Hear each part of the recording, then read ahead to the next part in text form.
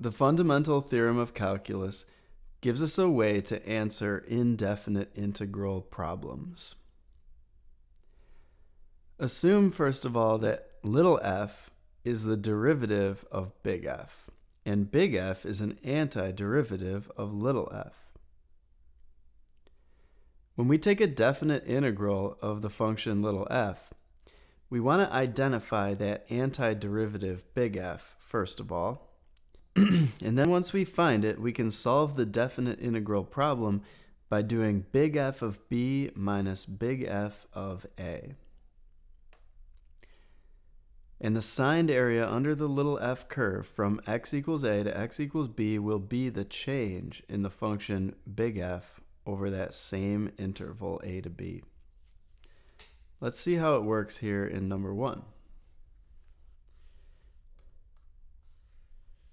First thing we want to do is just set up our definite integral as is described here.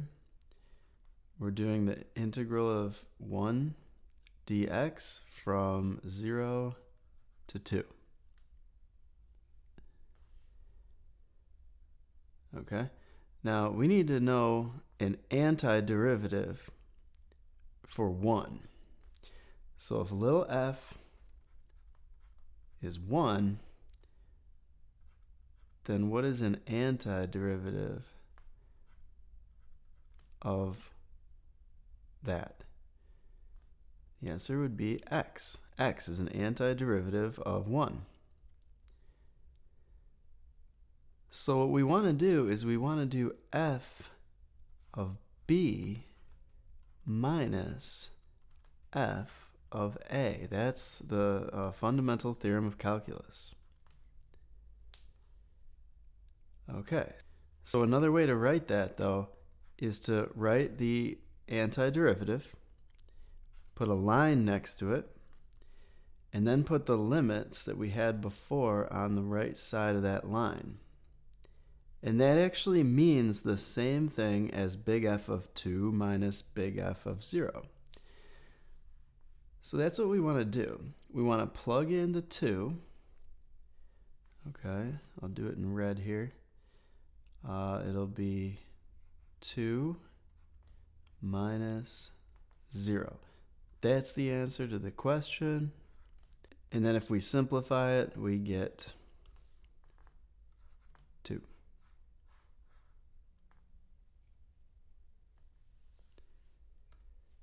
Let's try another one, so you can see the process and the pattern that I'm following. Here's the definite integral we want to evaluate. We need to do big F of 4 minus big F of 2.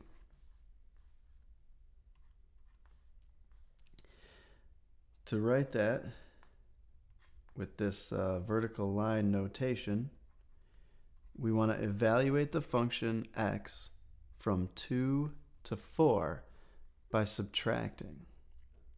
And sometimes what we'll do is we'll write one thing minus another. Okay, now what goes in here is big F of 4. What goes in here is big F of 2. So we just got to put a 4 in there and a 2 in there. Final answer to that question is 2.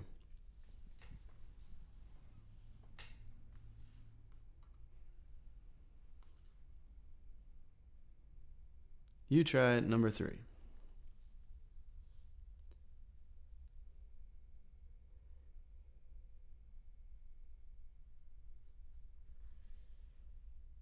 Okay, here's my answer. We're going to integrate from 0 to 4 the function 1 dx.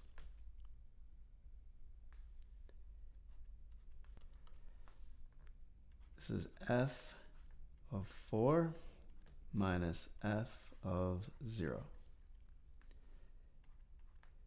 It's also written as x from 0 to 4. And so we need something minus something. It's going to be 4 minus 0. That takes us to a final answer of 4. 4 is the answer to this question.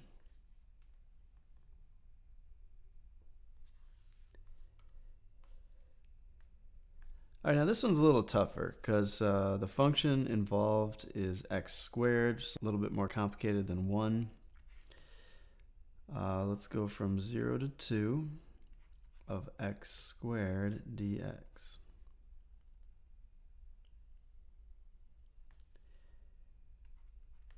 Now once again, we want big F of 2 minus big F of 0.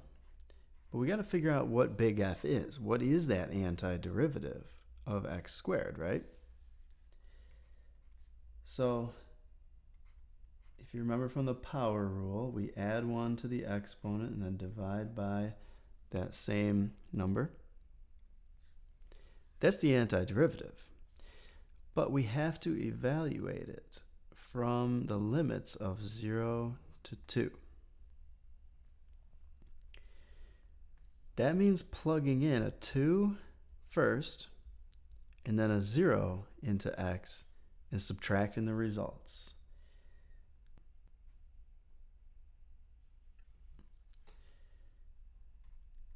I'll rewrite the problem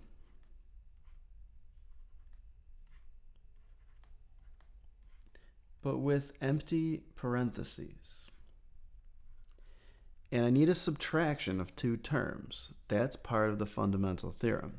It's got to be f of b minus f of a. Okay, now remember that this is a. And this is b. And we need f of b, which is 2, minus f of a, which is the a is 0. And so that is going to be how we're going to input those limits into the antiderivative formula.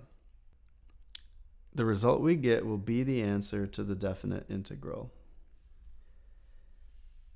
So this one's going to be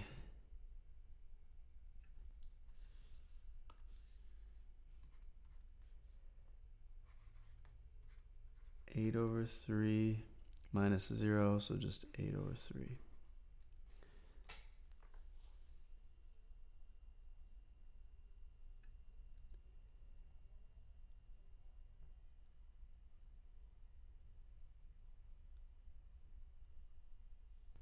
Okay, go ahead and try number 5 for yourself.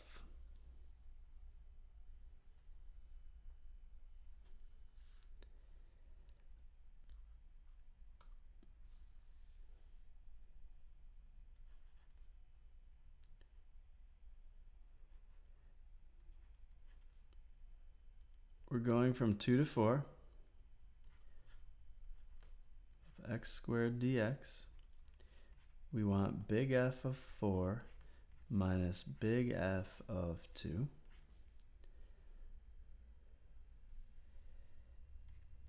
And we'll use that same antiderivative that I'd found above. And let's go from 2 to 4.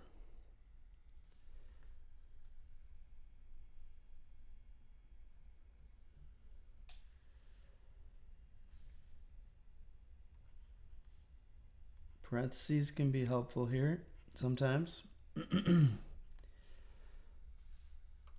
We want to put big F of 4 on the left, big F of 2 on the right. Start off by copying that x cubed over 3 into here, but leave the x as an open parenthesis.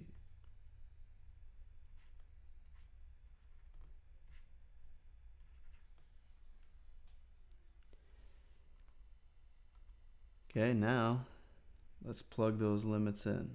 It has to be the top one minus the bottom one.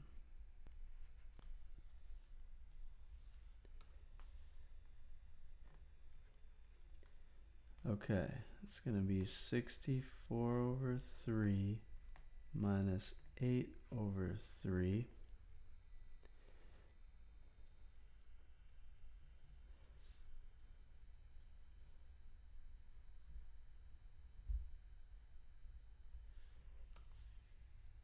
final answer 56 over 3.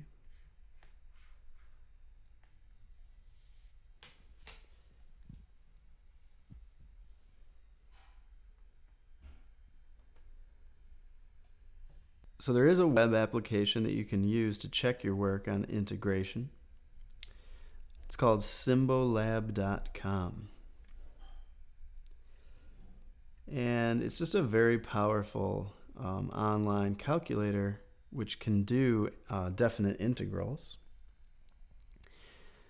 For indefinite integrals, you'd choose this symbol with no limits. So like, for example, if I was to find the indefinite integral of x squared dx, then it would just give me that antiderivative that I was looking for here. X cubed over 3 plus c. You can see it right here. But if we want to go farther and actually do a definite integral, then what we can do is use this integration sign with limits. It has little boxes for you to plug your limits in. And so let's just try that last one, which was going from 2 to 4 x squared dx. That was the last problem we did. And we're looking for 56 over 3 to be the answer. And there we go. It gives us the exact, which is the fraction, and they'll give a decimal as well.